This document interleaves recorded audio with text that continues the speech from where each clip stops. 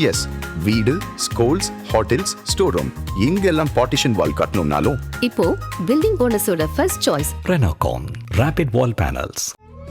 தமிழர்களின் number one choice Tamil matrimony. ஜாதகத்தில் வந்து கல்யாணத்தில் ஒரு தோஷம் இருக்குது. ஸோ அவருக்கு வந்து இப்போ இதுக்கு கல்யாணம் ஆகாதுன்னு சொல்லி ஜோசியர் வந்து சொல்கிறாருன்னு வச்சு, அவருடைய வாஸ்து அமைப்பில் வீடு வந்து பக்காவாக இருக்குது, எந்த பிரச்சனையும் இல்லை. இப்போ அவருக்கு கல்யாணம் ஆகுமா ஆகாதா? 100% கல்யாணம். இப்போ இங்கே ஜாதகம் வேலை செய்யாதா? ஜாதக ரிலேட்டடாகவும் பரிகாரம் செய்கிறாரு, வாஸ்து ரிலேட்டடாகவும் பரிகாரம் செய்கிறாரு. இப்போது பரிகாரம்ன்றதே பொய்யுங்க. நீங்கள் பரிகாரம் செஞ்சு ஒரு விஷயம் நடக்குதுன்னா, இப்போ வாஸ்து பிரச்சனையிலேருந்து தப்பிக்கிறது என்னதான் வழி? வாஸ்து பிரச்சனையிலேருந்து தப்பிக்கிறது வீடு சரியான அமைப்பில் இருக்கணும். அதுக்கப்புறம் உங்கள் தென்கிழக்கு தவறாக இருந்தால் தென்கிழக்கு சரி பண்ணலாம். ஜோதிடத்தில் எப்படி சரி பண்ணுவீங்க? அதுக்காக தானே ஆல்டர்னேட்டிவாக இப்போ கோவில் பரிகாரம். அதுதான் மேடம் சொல்கிறேன். கோயிலுக்கு போனால் நடக்கும்னு சொன்ன எல்லாருமே கோயிலுக்கு போய் நடக்கும்ன்றாங்க. இன்றைக்கி பௌர்ணமிக்கு வந்தீங்கன்னா லட்சக்கணக்கான பேர் திருச்செந்தூருக்கு வர்றாங்க. வடமேற்கு வடக்கு தவறாக இருக்கிறது நிலையானது அல்ல. இதே வடமேற்கு மேற்கு சரியான வாஸ்துப்படி இருந்துச்சுன்னா நிரந்தரமான இருப்பாங்க. வடமேற்கு மேற்கு யாருன்னு பார்த்தீங்கன்னா நம்ம சூப்பர் ஸ்டார் ரஜினி. அதன் ஆன்மீகம் நேயர்களுக்கு வணக்கம். நான் உங்கள் விஜய் பிரியா. ஆன்மீகம் தொடர்பான சந்தேகங்களுக்கு நம்ம ஒவ்வொரு நாளும் தீர்வு கொடுத்துட்ருக்கோம். இந்த நிகழ்ச்சியில் நம்ம கூட யார் இணைஞ்சிருக்காங்க அப்படின்னு பார்த்தீங்கன்னா, ஸ்ரீ சத்குரு வாஸ்து தங்கதுரை அவர்கள் தான் நம்ம கூட இருக்கிறாங்க. அவங்கக்கிட்ட நிறைய விஷயங்கள் நம்ம கேட்டு தெரிஞ்சுக்கலாம். வணக்கம் சார். குரு வாழ்க, குருவே துணை. ஒருத்தர் வந்து வீடு கட்டி இருக்கிறாரு அப்படின்னு பார்த்தீங்கன்னா, அவருடைய ஜாதகத்தில் வந்து கல்யாணத்தில் ஒரு தோஷம் இருக்குது. ஸோ அவருக்கு வந்து இப்போ இதுக்கு கல்யாணம் ஆகாதுன்னு சொல்லி ஜோசியர் வந்து சொல்கிறாருன்னு வச்சு, அவருடைய வாஸ்து அமைப்பில் வீடு வந்து பக்காவாக இருக்குது, எந்த பிரச்சனையும் இல்லை. இப்போ அவருக்கு கல்யாணம் ஆகுமா ஆகாதா? 100% கல்யாணம் ஆகும். ஆகும். 100% கல்யாணம் நடக்கும். இன்னைக்கு அப்போ இங்கே ஜாதகம் வேலை செய்யாதா?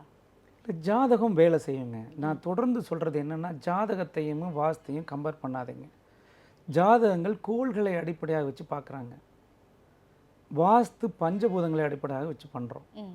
இப்போது நீரை எப்படி பயன்படுத்தணும்னு இருக்குது. நீர் வந்து அளவுக்கு அதிகமாக நீர் இருந்தாலும் கடல் சமுத்திரம், நம்ம அளவுக்கு அதிகமான சமுத்திரத்தில் பயணப்பட முடியாது. அளவுக்கு அதிகமான நீரை நம்ம உட்கொள்ள முடியாது. நம்ம உடம்புக்கு என்ன தேவையோ அந்த நீரை மட்டும்தான் நம்ம உட்கொள்ள முடியும். அதே மாதிரி தீயும் அதே மாதிரி தான். நீங்கள் விளக்கேற்றுறதுக்கு தீக்குச்சி இருந்தால் போதும், அந்த நெருப்பு ஒரு ரூமுக்கு அளவாக இருக்கும். இதே பெரிய ஒரு பந்தம் கொளுத்துனீங்கன்னா ஒரு பெரிய ஊருக்கே வெளிச்சம் இருக்கும். இப்போ எந்த இடத்துல எப்படி பயன்படுத்தணும் அப்படிங்கிறது அந்த வாஸ்து விதி. நீரை எப்படி பயன்படுத்தணும், தீயை எப்படி பயன்படுத்தணும், காற்றை எப்படி பயன்படுத்தணும் அப்படிங்கிறத இந்த வாஸ்து கட்டமைப்புலேயே கொண்டு வர்றோம்.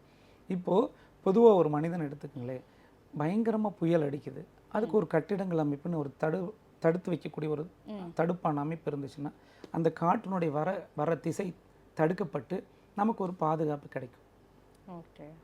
அதுக்கு தான் இந்த கட்டிட அமைப்புன்னு நம்ம கொடுக்குறோம். இதுதான் வாஸ்து. ஒரு கட்டிட அமைப்பு அப்படிங்கிறது தான் வாஸ்து. இதில் நம்ம பொதுவாக ஜோதிடம் இருக்குதான்னா 100% ஜோதிடம் இருக்குது. அது என்னென்னா கால கண்ணாடி, காலபுருஷ தத்துவம். தொடர்ந்து நம்ம அதை தான் பதிவிடுறோம். அதில் பார்க்கலாம் என்னென்னா உங்களுக்கு கோள்கள் அடிப்படையில் நடக்குது அப்படிங்கிறத தெரிஞ்சுக்கலாம். மாற்ற முடியாது. நம்ம தெரிஞ்சுக்கிட்டு என்ன பண்ண போகிறோம்? அது அப்படியே தான் இருக்கும். இப்போ ஒவ்வொரு கோள்களுமே நகர்ந்துக்கிட்டே தானே இருக்குது. அந்த கோள்கள் நகர நகர அதற்கான பலனை கொடுக்க தானே செய்யும். இப்போ சுக்கிரன் அப்படிங்கிறது மேற்கு திசையில் நம்ம காலையில் 5 மணிக்குங்கிறோம். இப்போ காலையில் 5 மணிக்கு மேற்கு திசையில் பார்த்தீங்கன்னா சந்திரனுக்கு பக்கத்தில் ஒரு நட்சத்திரம் இருக்கும், அதுதான் சுக்கிரன். அது ஒரு 4 to 6 மணிக்கு தான் அது நல்லா தெரியும்.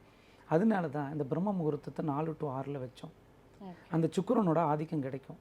அதனால தான் காலையில் எந்திரிச்சு நீங்கள் வேண்டுதல் வச்சீங்க அப்படின்னா சுக்கிரனுங்கிறது பணம் வரக்கூடியது, நம்ம பணம் அப்படிங்கிறது பெருகும் அப்படின்னு சொல்லி சொல்கிறோம். அப்புறம் எல்லாமே இப்போ சூரியன்னா ஒரு கோள், சந்திரன்னா ஒரு கோள், இது ஒவ்வொன்றும் வந்து ஒவ்வொரு பலனை கொடுக்கும். அப்படி பார்க்கும்போது ஒரு நபர் வந்து பார்த்தீங்க அப்படின்னா ஜாதக ரிலேட்டடாகவும் பரிகாரம் செய்கிறாரு, வாஸ்து ரிலேட்டடாகவும் பரிகாரம் செய்கிறாரு. இப்போ அதில் இப்போ நான் பரிகாரம் செய்யணுங்கிற ஒரு குழப்பம் இருக்கும்ல, எந்த விஷயம் நான் பரிகாரம் செஞ்சால் எனக்கு எந்த விதங்களில் பலன் கிடைக்கும் அப்படிங்கிறது கேள்விக்குறியாகும்ல. இப்போது பரிகாரங்கிறதே பொய்யுங்க. பரிகாரங்கிறதே ஏமாத்துறது. நீங்கள் பரிகாரம் செஞ்சு ஒரு விஷயம் நடக்குதுன்னா வேறு எதுவுமே செய்ய வேணாம்னு நினைக்கிறேன் நான். பரிகாரம் அதுல இருந்து தப்பிக்கிறதுக்கு அப்ப என்னதான் வழி? இப்போ என்னன்னு கேட்டிங்கன்னா இறை வழிபாடுன்னு சொல்றோம் நம்ம. இப்போ இறை வழிபாடை இவங்க குழப்பிக்கிறாங்க. இப்போ வாஸ்துக்கு சமீபத்தில் பார்த்தீங்கன்னா நிறையா வாஸ்து கிரகலட்சுமின்னு சொல்லி ஒரு ஃபோட்டோ வைக்கிறாங்க. ம் அந்த மாதிரி ஒரு கான்செப்டே கிடையாது வாஸ்துல. தெய்வங்கள்லேயும் அந்த மாதிரியே கிடையாது. இன்னைக்கு வரைக்கும் நான் அதை ஆராய்ச்சி பண்ணிகிட்டே இருக்கேன், எங்கேயுமே இல்லை. ஓகே வாஸ்து கிரகலட்சுமின்னு வச்சுருக்காங்களே அப்படி ஒன்றே கிடையாது. ஆனால் எல்லா வீட்லேயும் போனால் பெருசாக வந்து வாஸ்து கிரகலட்சுமியை தெற்கு பார்த்து மாட்டலாங்களா, வடக்கு பார்த்து மாட்டணுமான்னு நிறைய பேர் கேட்குறாங்க. அது வீட்ல இருந்துச்சுன்னா அதுதான் வாஸ்து சொல்றேன். பிரச்சனைகளை வந்து சரி பண்ணிடும், வாஸ்து குறைகள் வராது அப்படின்லாம் சொல்றாங்க. இல்லாத ஒன்றை தான் நம்ம உருவாக்குறோமுங்க, இருக்கிறத விட்டுறோம். இப்போது நம்ம கண்ணு முன்னாடி ஒரு விஷயம் தெரியுது நடக்குதுன்னா அதை யாருமே எடுத்துக்கிறதே இல்லை. இல்லாத ஒன்று தேடிக்கிட்டே இருக்கிறோம். இன்னும் என்ன இருக்குது, இன்னும் என்ன இருக்குது, அடுத்து என்ன, வாட் நெக்ஸ்ட், அப்படியே அதை தேடுறோம். இருக்கிறது எப்படி பயன்படுத்தணும் அப்படிங்கிறது நமக்கு தெரிய மாட்டேங்குது. ஓகே, ஸோ அப்போ வாஸ்து பிரச்சனையில இருந்து தப்பிக்கிறதுக்கு என்னதான் வழி? வாஸ்து பிரச்சனையிலேருந்து தப்பிக்கிறது வீடு சரியான அமைப்பில் இருக்கணும். ம் அதுக்கப்புறம் உங்களுடைய எண்ணங்கள், வீடு சரியாக இருந்தாலே எண்ணங்கள் சரியாகும். ம் அந்த எண்ணங்களை ஒருநிலைப்படுத்துறதுக்காக தான் கோயில்கள் அப்படிங்கிறது உருவாக்கணும். கோயில்கள்னால் ஒரு மனிதன்கிட்ட போய் நீ தப்பு செய்யாதேன்னா அவன் வந்து தப்பு செஞ்சுட்டே இருக்கிறவன்ட்டு சொன்னால் கேட்க மாட்டான். அப்போ ஒரு சாமின்னு வச்சு சாமி கண்ணை குத்துண்டா தப்பு செஞ்சீங்கன்னு சொன்னீங்கன்னா பயப்படுவான். ஓகே, அப்போது ஒரு மனிதனோட வந்து ஒருநிலைப்படுத்தணும், வழி நடத்தணும், ஒரு நல்ல ஒரு முன்னேற்றத்திற்கு நல்ல ஒரு ஒழுங்கான ஒரு நிலையில் கொண்டு வரணும், வாழ்வியலை கொண்டு போனோம்னா அந்த இறைநிலையை கொடுக்கணும். அப்படிங்கிறதுக்கு தான் இந்த தெய்வங்கள் எல்லாமே. ஓகே, பழைய முன்னோர்கள் பழைய காலத்துலலாம் பார்த்திங்கன்னா நம்ம சங்கராச்சாரியிலேருந்து அதுக்கு முன்னாடி வாழ்ந்தவங்க எல்லாத்தையும் பாருங்களேன், நம்ம இறை பக்தியில் இருந்தவங்க யாருமே பரிகாரம் பெருசாக யாரும் சொன்னதே கிடையாது. எல்லாருமே கோயிலுக்கு போமாங்க. நீங்கள் பழனி ஆண்டவரை கும்பிடுங்கம்பார் ஒருத்தர், அருணாச்சலேஸ்வரர். அருணாச்சலர் வந்து என்ன சொல்லுவார், ரமணர் வந்து சிவனை கும்பிடும்பார், அருணகிரிநாதர் முருகனை பாடுவார். இப்படி தான் ஒவ்வொருத்தருமே வந்து சங்கராச்சாரியார் காமாட்சி அம்மனை வச்சு வழிபாடு செஞ்சார். ஒவ்வொருத்தரும் ஒவ்வொரு தெய்வங்களை வழிபாடு செஞ்சு அதுவே சரணாகதியாக இருந்தாங்க. ஆனால் இன்றைக்கி என்ன பண்ணுறோம்னா பரிகாரத்தை தேடி ஓடுறோம். அவங்களுக்குலாம் பரிகாரம் தெரியாதா? எத்தனை பரிகாரம் சொன்னாங்க சொல்லுங்கள்?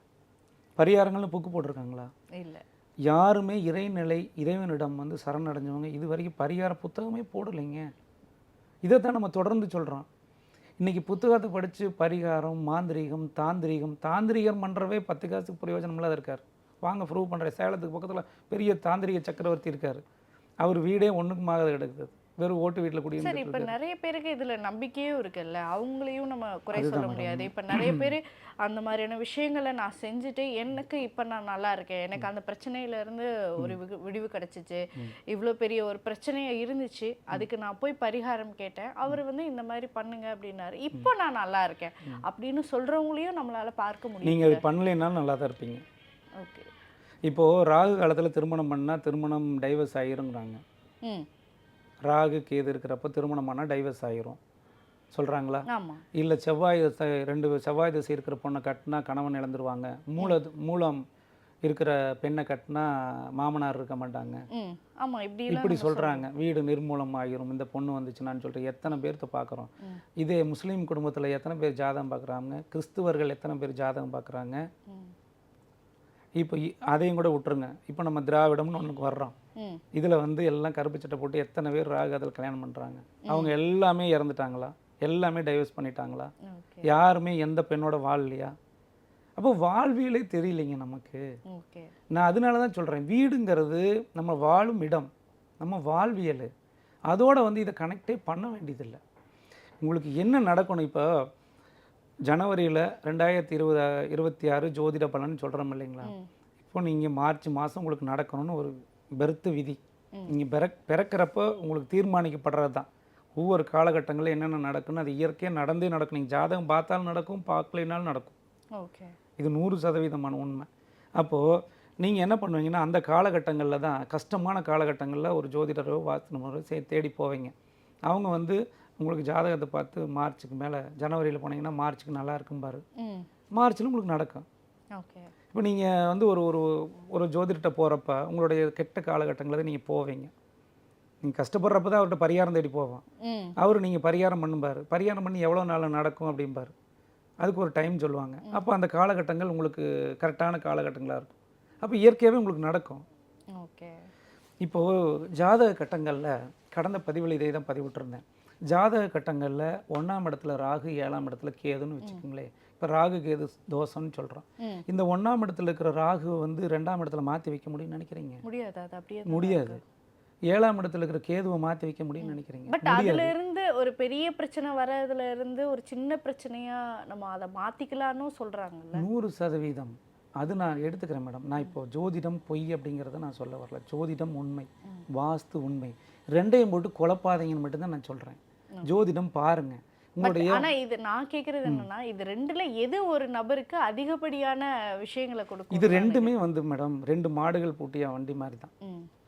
இது வந்து எதுவுமே இது சரியில்லை அது சரியில்லைன்னு எதுவுமே சொல்ல முடியாது. ஜோதிடத்துல மாற்ற முடியாது, வாஸ்துல மாற்றலாம். ம். இப்போது அக்னி மூலையில் ஒரு வாசல் இருக்குது. அக்னி மூலை வாசல் வந்து பொதுவாகவே பெண்ணுக்கானது அப்படின்னு சொல்கிறோம். பெண்கள் அப்படிங்கிறவங்க டைரெக்டாக பாதிக்கப்பட மாட்டாங்க, ஒரு ஆணால் பாதிக்கப்படுவாங்க. ம். அதுதான் அக்னி மூலை வாசல். அக்னி மூலை வாசல் அப்படிங்கிறது தேவையற்ற பெண்ணுக்கு தொடர்புகளை கொடுக்கும். அதே போல் வாயு மூலை வாசல், வடக்கு வாசல் அப்படிங்கிறது தேவையற்ற தவறான தொடர்புகளை கொடுக்குங்கிறார். இது தப்பாக இருந்தால் உடனே வடமேற்கு வடக்கு வாசல் அடைச்சிடலாம். ம். தென்கிழக்கு தவறாக இருந்தால் தென்கிழக்கு சரி பண்ணலாம். ஜோதிடத்தில் எப்படி சரி பண்ணுவீங்க? ஓகே, அதுக்காக தானே ஆல்டர்னேட்டிவா இப்போ கோவில் பரிகாரம் அதுதான் மேடம் சொல்கிறேன். கோயிலுக்கு போனால் நடக்கும்னு சொன்ன எல்லாருமே கோயிலுக்கு போய் நடக்கும்ன்றாங்க. இன்றைக்கி பௌர்ணமிக்கு வந்தீங்கன்னா லட்சக்கணக்கான பேர் திருச்செந்தூருக்கு வர்றாங்க. ஆமாம், ஓகேங்களா? இன்றைக்கி லட்சக்கணக்கான பேர் பழனி போகிறாங்க, லட்சக்கணக்கான பேர் ஒவ்வொரு கோயில்களுக்கும் போகிறாங்க. கோயில்களுக்கு போனவங்களுக்கு எல்லாமே நடந்துருதான். ஓகே, அது மிகப்பெரிய சர்வே எடுக்கணும்னு இருக்கு. நினைக்கிறேன். இதெல்லாம் நாங்களும் ஆய்வு செஞ்சுட்டு தான் இருக்கிறோம். அப்போ இது நடக்கலையா அப்படின்னா அவங்க சரியான இடத்துல இருந்து அதே இடத்திற்கு தகுந்த கோயிலுக்கு போனாங்கன்னா 100% நடக்குன்னு தான் நான் மீண்டும் சொல்கிறேன். ஓகே, இப்போது உங்கள் வீடு வந்து வடமேற்கு பாதிக்கப்பட்டிருக்குது. வடமேற்கில் மேற்கா வடக்கான்னு 2 திசையை பார்க்கணும். ம். சப்போஸ் எனக்கு மேற்கு திசை அப்படின்னு சொல்லி பார்த்தீங்கன்னா பழனி போங்க, சூப்பராக இருக்கும்போம். ம். இதே வடக்கு அப்படின்னா பைரவரை கும்பிடுங்க, ம். துர்க்கையை கும்பிடுங்க, சூப்பராக இருக்கும்போம். ஆனால் அது திசை வந்து வடமேற்கு. ஒரே திசை தான், தெய்வங்கள் மாறுபடும். ஓகே, அப்ப பாதிப்புக்கு ஏற்ற மாதிரியான கண்டிப்பா. தெய்வங்களை வந்து வழிபடும் போது அதுல பிரச்சனைகள்ல இருந்து நிச்சயமாக பிரச்சனையிலேருந்து விடுபடும். ஓகே. இப்போது நீங்கள் ஜாதகம் பார்க்குறது எதுக்காகன்னா, நம்ம வருங்காலத்தில் என்னென்ன நடக்குதுன்னு தெரிஞ்சுக்கிட்டோம்னா நம்ம அதற்கு தகுந்த மாதிரி கொஞ்சம் நம்மளுடைய வாழ்க்கை முறையை மாற்றிக்கலாம், ஸோ இந்த பிரச்சனையிலிருந்து கொஞ்சம் விடுபடலாம் அப்படிங்கிறதுக்காக தான் ஜாதகம். ஆனால் பரிகாரம் அப்படிங்கிறது முழுக்க முழுக்க போய் பரிகாரம் பண்ணி நீங்கள் எதுவுமே தீர்வு காண முடியாது. இப்போ ஒருத்தர் வந்து சொந்த வீடு கட்டி வாஸ்து எல்லாமே சரியாக இருக்கிற பட்சத்துல ஒருத்தர் இருக்கிறாருன்னு வச்சுட்டோம். இப்போ இன்னொருத்தர் வாடகை வீட்டில் இருக்கிறாரு. பட் ஆனா இந்த 2 பேருமே வந்து பாத்தீங்கன்னா அந்த வீட்டில் இருக்க முடியல. இப்போ எல்லாருமே அதே ஊர்ல இருந்துட்டு வேலை பார்க்கறது கிடையாது, எங்கெங்கேயோ மாறி மாறி தான் வேலை பார்க்குறாங்க. இப்போ அந்த நபருக்கு எப்படி வாஸ்து வேலை செய்யும்? இப்போது பூர்வீகம் அப்படிங்கிறது தான் நாங்கள் தொடர்ந்து சொல்கிறோம். இப்போ நீங்கள் கடந்த ஒரு 2 ஆண்டுகளுக்கு முன்னால் யாருமே இந்த பூர்வீகத்தை சொல்ல. எப்போது நானும் என்னோட நண்பர் ரவிரமணா 2 பேரும் தான் இந்த பூர்வீகம் அப்படிங்கிறதே ஃபஸ்ட்டு இந்த மீடியாவில் சொல்ல ஆரம்பித்தது. அதுக்கப்புறம் தான் இன்றைக்கி எல்லாருமே பூர்வீகம்னு எங்களை காப்பி பண்ணி பண்ணுறாங்க. பூர்வீகம் அப்படிங்கிறது ஒரு மரத்திற்கு விதையை போலங்க. உங்கள் வீட்டுக்கு விதை அப்படின்னு சொல்லி பார்த்தீங்கன்னா உங்கள் தாத்தா, தந்தையோட அப்பா, அவர்கள் வீடு எப்படி இருக்கோ அதே போல தான் மகனோட வீடு இருக்கும். மகனோட வீடு எப்படி இருக்குதோ அவர்களோட சந்ததிகள் வீடு அப்படிங்கிறதும் அதே போல தான் இருக்கும். அது மாதிரி தான் உங்கள் பூர்வீக வீடு எப்படி அமைப்பு இருக்குதோ அதே போல தான் நீங்கள் சென்னை, பெங்களூர் எங்கே போனாலும் வீடு அமையும். பூர்வீக வீடு தப்பாக இருந்தால் நிறைய பேர் மாறி இருக்கிறாங்க. அதுதான் பூர்வீகத்தில் தப்பாக இருந்தால் நீங்கள் வெளியூரில் போனாலும் தப்பான வீடுகள் தான் அமையும், சரியாக அமையாது. இப்போ உங்கள் பூர்வீகத்தில் வடமேற்கு உங்களுக்கு மேற்கு பார்த்த வீடோ இல்லை வடக்கு திசை பார்த்த வீடோ இருந்தால் தான் நீங்கள் மீடியா துறைக்கு வருவீங்க. அதுவும் வடக்கு திசையிலேருந்தால் வரமாட்டோம் மீடியா துறைக்கு. அப்படியே மீடியா துறைக்கு வந்தாலும் இப்போ நிறைய பேர் சொல்லுவாங்க வடமேற்கு வடக்கு வாசல் வந்து மீடியா துறையில் ஜெயிப்பாங்க, மீடியா துறையில் கொடி கட்டி பறப்பாங்க, ஒன்றும் ஆக மாட்டாங்க. வந்துட்டு 2 படத்தில் ஆள் காணாமல் போயிடுவாங்க. அது வடக்கு திசை ஆகாது. அது ஸ்ட்ராங்காக நிலச்சிருக்கணும்னா வடமேற்கு பலப்படுத்தணும்னு சொல்லுவோம். அதுக்கான கட்டடமைப்புன்னு இருக்குது. அந்த கட்டடமைப்பு தான் புகழ், பதவி, நிரந்தரத்தை கொடுக்கும். இப்போது எல்லாருமே இதை வந்து அதுதான் மீண்டும் சொல்கிறது, ஒரு குருநாதர் இல்லாத புத்தகத்தை படிச்சுட்டே ஒருத்தர் சொல்கிறத கேட்டுட்டு ஒருத்தனை காப்பி அடிச்சு சொல்கிறதுனால தான் முழுமையான தீர்வு கொடுக்கறதே இல்லை. ஒரு 10 பேருடைய வீட்டில் வடமேற்க வந்து சரி பண்ணிட்டாங்க அப்படின்னா 10 பேருமே மீடியாவில் ஷைன் பண்ணுவாங்க அப்படின்னு கேட்டால் அதுவும் 10 பேருமே சரி பண்ண முடியாது. 10 பேருமே சரி பண்ண முடிஞ்சால் 100% ஜெயிப்பாங்களே. இப்போது நீங்கள் மீடியா துறையில் ஒருத்தர் கனெக்டட் தான். நீங்கள் இருக்கிறீங்க, இப்போ கேமராமேன் இருக்கார், இப்போ நான் இருக்கிறேன், யாரெல்லாம் இந்த மீடியா துறைக்குள்ள இருக்கிறோமோ எல்லாருமே ஒவ்வொருத்தரும் ஒவ்வொரு தொடர்பில் தான் இருப்போம். நம்ம வீடுகளும் இதே மாதிரி தான் இருக்கும். என்ன என்னோடது வடக்கு பக்கம் ஏதாவது ஒரு பாதிப்பு இருந்துச்சுன்னா உங்களது மேற்கு பக்கம் இருக்கும். ஓகே. 2 பேருக்கு ஒரே மாதிரி இருக்காது. அப்போ ஒவ்வொருத்தருக்கான வீடுகள் அப்படிங்கிறது தனிப்பட்ட ஆளுமை பொறுத்தளவுக்கு மாறும். இப்போ நீங்கள் சினிமா துறைன்னு எடுத்துட்டா எத்தனை பேர் சினிமா துறையில் நிரந்தரமாக இருக்காங்கன்னு சொல்லுங்கள்? அதில் ஒரு 10% 20% இருக்கிறாங்க. மிச்சப்படிக்கு எல்லாருமே வந்தோடனே போயிடுவாங்க. எப்போவுமே வடக்கு வாயாவம் என்ன பண்ணும்னா, வடக்கு வாயாவிய வாசல் வந்து மிக பிரம்மாண்டத்தை கொடுக்கும். ஒரு ஒரு திடீர்னு அதிர்ஷ்டத்தை கொடுக்கும், பேராசையை கொடுக்கும், புகழ் உச்சியை கொடுக்கும். அந்த புகழ் உச்சியை கொடுத்தா, புகழ் உச்சிங்கிறது பெரிய ஒரு கர்வத்தை கொடுக்கும். இது நிலையாக இருக்குமானா இருக்காது. அப்போ வடமேற்கு வடக்கு தவறாக இருக்கிறது நிலையானது அல்ல. இதே வடமேற்கு மேற்கு சரியான வாஸ்துப்படி இருந்துச்சுன்னா நிரந்தரமான இருப்பாங்க. அந்த வடமேற்கு மேற்கு யாருன்னு பார்த்தீங்கன்னா நம்ம சூப்பர் ஸ்டார் ரஜினி. அவரோட வீடு வந்து வடமேற்கு மேற்கு திசை தான் என்ட்ரன்ஸு. அவர் பெண் ஆளுமையான இடத்துல இருக்கிறாரு. அவர் நிரந்தரமாக சூப்பர் ஸ்டார்னு இருக்கார். இதே போல் தான் ஒவ்வொரு நடிகர்களுக்குமா நம்ம தனிப்பட்ட முறையில் நம்ம 100% ப்ரெடிக்ஷன் சொல்ல முடியும். அப்போது நீங்கள் மீடியா துறையில் ஆளுமையாக இருக்கணும்னா எந்த திசையில் இருக்கணும், இல்லை மீடியா துறையில் கொஞ்ச நாளைக்கு நான் ஜொலிக்கணும் அதுக்கப்புறம் நான் இருக்கிறனா இல்லையான்னு தெரியாதுன்னா அது எப்படி இருக்கணுங்கிற கட்டட அமைப்பு தீர்மானிக்கும். அதை வச்சு நம்ம சொல்ல முடியும். கட்டிடங்கள் வந்து பொதுவாக வீட்டில் இருக்கக்கூடிய நபர்கள்கிட்ட வந்து பேசும், அதுதான் வந்து சரியான வாஸ்து அமைப்பு அப்படின்னு சொல்கிறாங்க. இது உண்மைதானா? பட் அதை எப்படி நம்ம புரிஞ்சுக்கிறது? இப்போ என்னென்னா கட்டடங்கள் அப்படிங்கிறது உயிரோட்டமானதுங்க.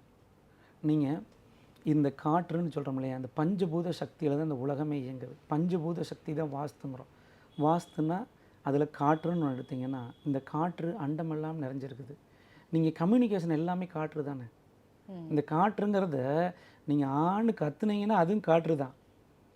நம்ம வந்து ஸ்மூத்தாக பேசுனா அதுவும் காற்று தான். பேசவே முடியலைன்னா காற்று வரலைன்னா பேசவே முடியாது.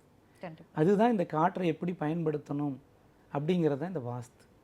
Okay sir. சார் நிறைய விஷயங்கள் பேசணும் இந்த நேர்காணலில். இப்போ நம்ம ஜென்ரலாக இந்த விஷயங்கள்லாம் சந்தேகமாக இருக்கும் அப்படின்னு நினைக்கிறத கூட ரொம்ப தெளிவான விளக்கங்களோடு எங்களுக்காக கொடுத்துருந்தீங்க. மிக்க நன்றி. நன்றி.